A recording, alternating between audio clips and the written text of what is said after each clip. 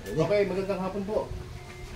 Sa araw na ito, papakilala po namin sa inyo ang aming power saving device na makatitipid kayo sa inyong kuryente ng 25 to 60% sa bill, electric bill. Ano po, ito po yung device na ginagamit namin para mabasa kung ano yung wattage ng bawat gadget o anumang mga appliances na gagamitin ninyo. Makikita niyo yung 00 wattage. Ibig sabihin, wala pang nakasaksak, wala pang ginagamit. Subukan po natin gamitin itong water heater o water kettle. Diba? Malaman natin kung ilang, kaya ba nababasa niya? Ilang wattage ang consumption ng water kettle. Yan po. Sa unang click niya, nasa 1,400. Diba? Ayan, nakabuhay yan. May ilaw. Ayan. May siya. No? Meaning, sa 1,300 o 1,400 wattage, nasa 1.3 o 1.4 kilowatt na yan. Sa Manila, ang per kilowatt, 10 pesos. Ibig sabihin, ito nasa 1.3, 13 pesos na yan. Ano po? Ang babayaran nyo sa tuwing gumagamit kayo nito. Okay, gamitin naman natin po yung ating device. Paano siya makatitipid na hindi tinatawag na jumper, no? Kundi lahat to nagdaan sa metro. Ano po? Tanggalin po natin siya, tandaan natin, no? 1.4 to 1.3. Gamitin natin ang device nito kung paano niya titipirin ang konsumo ng kuryente. Ito po. Kita nyo, ilan na lang ako konsumo? 158. Apa? 1,000 na eh, 1,000 watts. 1,300 kanina. Oo. Ngayon, 150. 1,050 watts. Ang diferensya. Halos mahigit 60%. Malaki. Kaya kung yung mga kumukonsumo, kagaya ng kliyente po namin, na kinabitan po namin, ang consumption niya is 11,000 monthly. Ngayon, 4 months na siyang gumagamit. 5,000 na lang ang binabayaran niya. Panalo. So, laki ng natipid niya, 6,000. So, magkano lang naman yung namin gadget. Hanggang sa kumulid yan. Nakapamit. Ayan, kumukulong na siya. Umiilaw siya. Kaya kung magpa-plancha ka, magsasahit ka sa rice cooker, kung mag-welding ka, Pwede gawin sa welding. gagamit ka ng barena, lahat ng mga heavy equipments at saka mga heating device. Power tools. Mga power Ito tools. isasaksak mga power tools. Ito naman, pwede rin wala isaksak dyan, centralized. Masakop din naman yung ilaw, yung electric fan, TV, ano pa, mga TV. aircon, Aircon, air. Pagka centralized, dito lang ginagamit yung kapag nagagamit ko ng mga heating device. Kitang-kita na. Ito yung demo po natin, actual yan. Hindi kagaya ng ibang device, antayin mo pa yung 1 month yung bill para malaman kung nakatipid ba siya. Hindi, ito automatic makikita natin.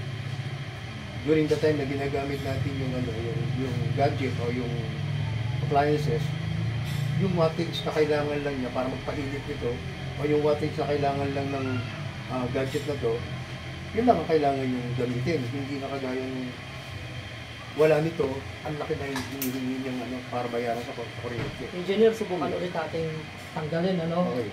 Tapos, para makita yung comparison, ibalik natin siya dyan. So, pumalo pa rin siya na 1,300. Oo. 138. Apo. Ayun. Tapos, tanggalin natin, no? Idalawit natin dito para makita nila yung mabilis na pagbabago. So, yun po. Hanay. Pinapalakpakan yun eh. Pinapalakpakan yan, Nods. Marami pong lumabas na power saving device sa Facebook, sa YouTube, no? Pero walang makatalo dito. Kasi ang karamihan lang 5% to 30%. Ito more than 60% pa kaya. Baka habulin tayo ng cellphone na yan. Hindi tayo Malaki lahat naman malaki ang mawawala sa income nila kasi makakatipid tayo eh. Baka mag 40%. Hindi kung tutusin niya. Bill mo 2,000 sa 40%, adi 800, 1,2 na lang yung babayada mo sa kanila. Nawala sila, Halos lahat ikikisel ko. Hindi naman po apektado yun eh. Kasi yung dati ako nagtrabaho sa power plant na sa Bataan, binibili lang nila ng piso yung sinusupply namin sa Meralco. Binibenta lang nila ng mahal. Binibenta naman nila ng 10 piso. Kaya hindi sila nalulugi kasi kung ano lang yung consumption nyo, yun lang babayaran nyo. Yun lang din ang kinukuha mo power sa Meralco. Baka pag tayo nagbenta ng ganito, tayo ipabaril ng mga yan, kalapat. Bilhin ng puparesuin natin. Kagaya nung lumabas po yung mga inverter, hindi mo sila apektado eh. Kasi inverter yun, diba? Bumili ng rep kasama inverter, nakatipid din yun. Pero, hindi Ang mala, gumagamit pa din sa kanila. Diba? At saka ang Meralco mismo, naglabas ng pampatipid ng kuryente, Meralco na yun. Yung sinasaksak lang din, Oo. pero 5% lang kahit kailan. Na-encounter namin yun sa Cavite. Ibinida sa amin yung ano, sorry binabanggit natin sila. Binida, ito nabili ko sa Meralco mismo. Sige po, nung inactual namin dyan, 5% lang natipid niya. Kumpara sa atin, 60%. Gawin natin ang marketing plan. Kita-kita eh. Yung mismong inventor kasi niya nakausap namin. Online. Ayun, naka-video na yan. Ano po pangalan ng ano? Plug and save. Plug in shade. Maraming lumabas po din sa YouTube, puro, kaya lang, yung iba doon, mga imitation. So, Sa amin, meron plug in kami- shade ang Plug in brand. shade. Energy saving device. Sino ang inventor nito? Sige. Ayaw po niya magpabanggit. Kasi baka tirahan siya na sinabi. Pero Filipino own. Opo, Filipino. Filipino inventor. 1 year warranty po, no? Pagka nasira, papalitan Sa natin. Pilipinas po. Tapos lifetime service after Galing ng- talagang Pilipino. Ano eh, Yes, dapat yun magaling ang talaga iniingatan. Pilipino. Coach yung kanina, gawa naman ng Japan yung kay Ma'am Chona. Pinagmamalaki niya. Syempre, Japan na yun eh. Ang buglayo mga yun, baka yung gawang round. Pero nung isinubok dyan, hindi umubre. Hindi mo brush, ha? 30%. Wala kayong video na yung comparison nung Hindi siya pumayag na mag-video. hindi. Kumbaga, respeto doon sa company na. Hindi na, alam mo, pag mga para sa akin, pag mga budol type, dapat hindi niya din pinapayagan. Pangungonsinto yun.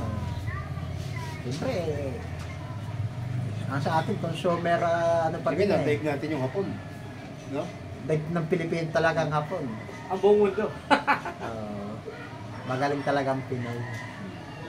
Okay, so papakuloy lang natin tapos kakapit tayo ng alab. Pagkakapit. Ay, doon sa alab, dinidemo pa din. Yung demo no, yung actual na pag-inubok, anong pakaramdam mo, Okay. ikaw magkukwento eh. Yan, okay guys, pinakita lang namin sa inyo yung regarding dito sa plug-in save na gadget na kung saan pag ginamit mo ito sa iyong mga appliances, malaki pala yung masisave natin sa paggamit ng kuryente. Nagrarang siya ng 25 to 60%. 60%. So, can you imagine kung nagbe-bill ka ng 2,000 monthly, sa 40% na lang, 800 pesos yung matitipid mo. So, napakalaking bagay yun. Kaya, Nakalive ka. ating susubukan ito para Video. mapatunayan natin kung talagang gaano siya ka-legit. So, siguro yung testing na 2 months, balikan ko kayo pagka talagang legit. Ano? So, yun lamang at maraming salamat. Muli po ay Miss Rael Abinada. May warranty.